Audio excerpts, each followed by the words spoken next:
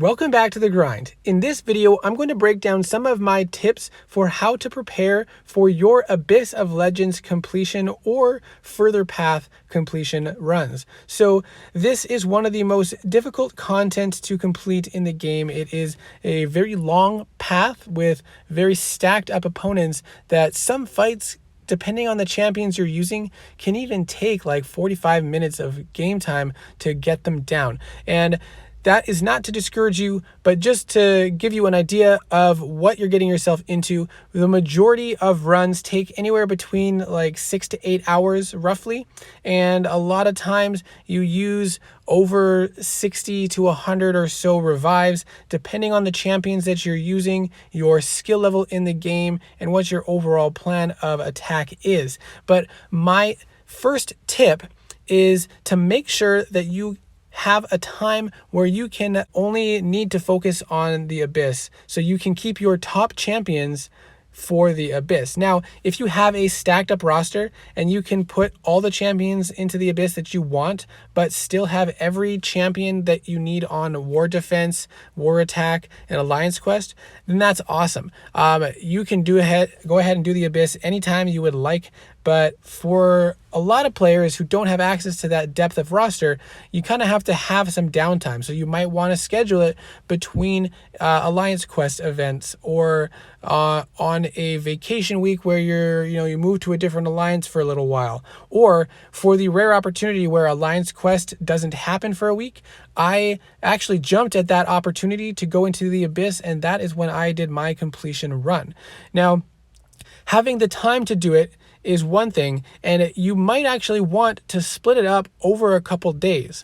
I was planning to do it over a 2 to 3 day period, but once I actually got into it, I actually ended up having a little extra time that day, and I pretty much did it over a 24 to 30 hour period, which I felt was good because then I could do 2 or 3 fights at a time, maybe take some of the most challenging or longer fights and then have a break and not feel like I was getting bogged down or overtired or stressed about my run in the Abyss. So I was actually able to enjoy it a little bit more, I think, as well.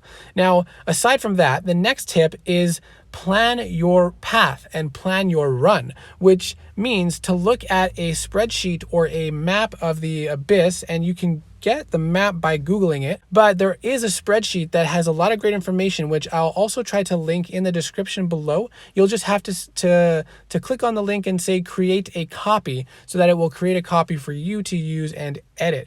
And in there, you can actually look at all the different fights on the paths. You can look at the crossover points of the paths if you want to go from path 1 onto path 3. And you can look at each fight and all of the details about that fight as well. And then there's a section to put your comments, maybe what champion you're planning on using. You can record how many items you use on those fights. And so that's what I did, and I enjoyed having that as a guide and to help track how I was doing in the Abyss as well. So that's the next tip, is plan it out. Figure out what fights you're doing and what champions you're going to use for that fight, so that you know for sure you have a counter or at least a champion that you'll slog through it with. Once you've got that figured out, the next tip I have is to stack up revives. Now, where can you get revives from? Well, the easiest place is from these 22-hour solo events. You can see the third prize has a level 1 revive. And this is actually a quite easy reward milestone to hit for the vast majority of these solo events. The more challenging one is event completion. So if you're the type of person who likes to rush out all the Cavalier content in one run, then that's going to burn all your potential points for the month unless you rerun the Cavalier content again. I don't like doing double work because that's time I could be spending doing some arena or farming some health potions. And so I kind of like to do the exploration a bit more slowly, at least over 2 weeks, maybe 3 weeks. But that's something for you to decide. But most of the events can actually be done just from regular fights. And particularly what I would recommend is maybe try to get the points you need through the arena, because that's going to get you units to help with your run. So farming items, I actually have a video on that as well, which I'll try to link in the top corner. But there's several different ways to do it, but this is one of the best ways. Make sure you get all the 22-hour events. And as you can see, I didn't claim it. So here's the next tip on farming items is you can leave them in your reward section for a week. And you can see I have one that has 4 days, 23 hours left. And when it gets down to 1 or 2 days, I'll claim it.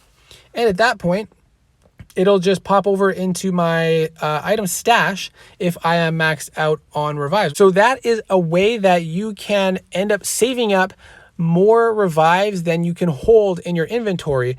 And over the course of a month, if you have 15 in your inventory and then you go an extra month doing this where you let it sit in your reward stash and then into your item stash, then you can have well over 40 or maybe up to 50 revives, depending on if you're doing other methods of getting them. Another way to get revives is to farm story quests, which I seem to have pretty good luck typically using Act 4, Chapter 1, Quest 6. And in that one, if you don't see a revive, just go for whatever item you can get and complete it, defeat the boss, and open it up again. And my luck has been pretty good where I feel like I'll get a revive or at least a full energy refill.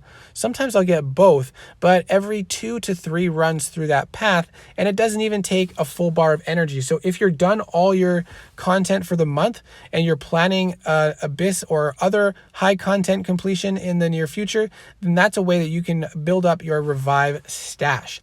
The next thing is to build up a supply of units. If you don't go in with any items, your units, you would expect to spend maybe 4,000 to 5,000 depending on your skill level and the champions that you're using.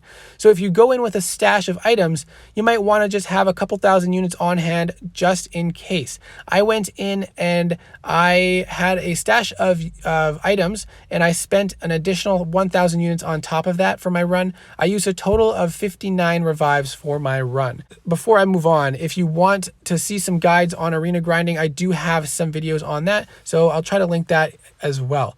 The next tip is to farm up some health potions. And the best way to get health potions is to farm through Realm of Legends. Some of the best champions for that are Cosmic Ghost Rider. I used Ghost, which worked really well. I was doing killing Winter Soldier in less than a minute most of the time, sometimes 35 hits, most of the times maybe closer to 50 hits.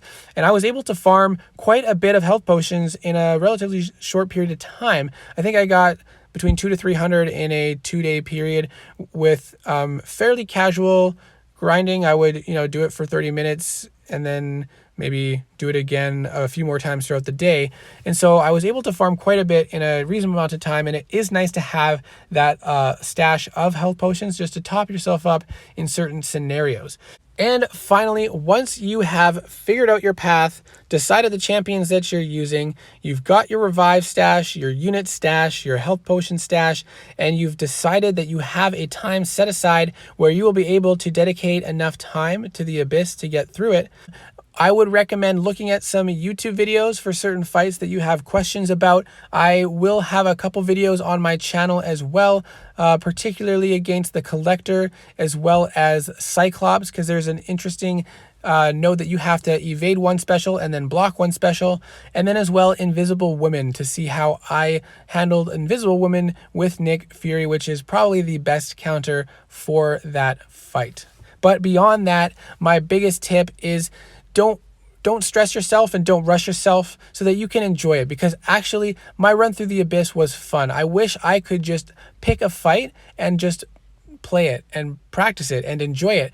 Just like the Grand Master is one of the most fun fights in the game, in my opinion, and I wish I could just practice that fight and play it without having to clear a whole path to get to it. So enjoy it while you're in there, have fun, but do make sure you have a solid stash of items and a solid backup stash of units, because the worst case scenario would be that you progress deep into the Abyss, realize you wasted a ton of items and units and still cannot finish. But if you had a stash of full level 1 revives, you had a good stash of level 2, maybe you bought an offer from the Cavalier monthly completion deal and you have some level 3 revives or some team revives from other places, and then you save up with farming revives for the month beforehand, and then you've got on your hands a good amount of revives, maybe 50 plus. And then if you take in another 1,000 to 2,000 units, you should have no trouble getting through the abyss. So I do hope this video was helpful in planning and preparing for your abyss completion or exploration runs. Let me know in the comments if you have any other specific tips or tricks for this, and I do hope to see you in the next video.